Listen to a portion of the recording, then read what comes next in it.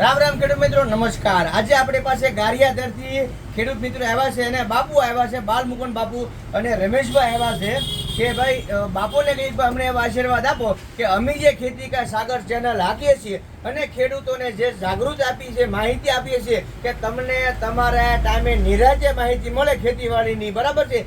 એવી માહિતી તે તમને કોઈ વિડીયો જોઈ અને રમેશભાઈ આવ્યા છે, બાપુ આવ્યા છે, એમના સાથી મિત્રો આવ્યા છે, બરાબર છે? અને અમે તો એવી ભગવાનને પ્રાર્થના કરી છે કે બાપુ તમે કંઈક અમારું માર્ગદર્શન કરો,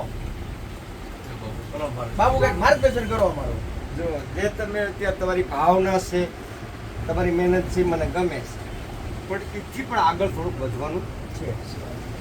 દાખલા તરીકે જો અમારે અધ્યાત્મમાં શું છે ખબર, આપણે એમ પૂછીએ તમારો આ એકરો બહુ સારું હાલે છે, તો તમે એમ કે ઉપરવાળાની દયા છે, કોની ઉપરવાળા? એ કેટલા ટકા હાસો? ઉપરવાળાનો ફોન કોઈ આવે છે? કોઈ જ નહીં।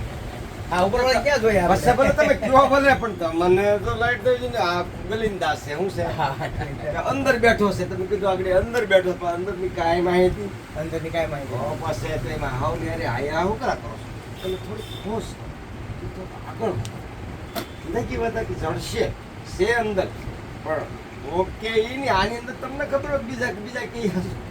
હા, બીજા બધાને પૂછવાનું છે, પણ આપણે પણ અનુભવ કરવાનો છે। બધાને બીજાનું જાણી જોઈ મેન ડોન આપણે છે, આપણે બધાને સાંભળી એટલે કહેવાનું તો ખોજ કરવાની છે, આગળ વધવાનું છે, ઈશ્વર હું છે, આત્મા હું છે, બધા બધાને પૂછીએ, આયા નહીં આયામાં સડી જાય છે આપણે। હા, ઓલા કે હારું હારું એમ નહીં એમ કોનું હશું કે એકનું હશું? હે હા, એ હોય કોનું હશું કે એકનું હશું? કોનું હશું? કોનું કોનું નહીં, કોનું થોડું હશું, જેનું હાસું એનું હાસું, કોનું? બસ એક બીજો પોઈન્ટ સરસ છે, મફતનું હારું કે મહેનતનું હારું? મહેનતનું હારું। એક મારવા મળી હો, મહેનતનું કહેવાય, મફતનું ક્યારેક ઉઈ જાય હા બધું। બસ મહેનતનું કહીને એ અભિમાન છે આપણું, શું છે? ઈગો। જે જરૂર છે એ મફત મળેલું છે, હે? ઈશ્વરે બધું હવા આપી, પાણી આપી, પ્રકાશ આપ્યા, બધું તને જીવાડે છે, તે હા, મફત તને ગણતરી હા, જ નથી। એ બધું મફત તો તે જે મહેનત કરી એ જ તને એ દેખાય છે, એ ઈગો છે।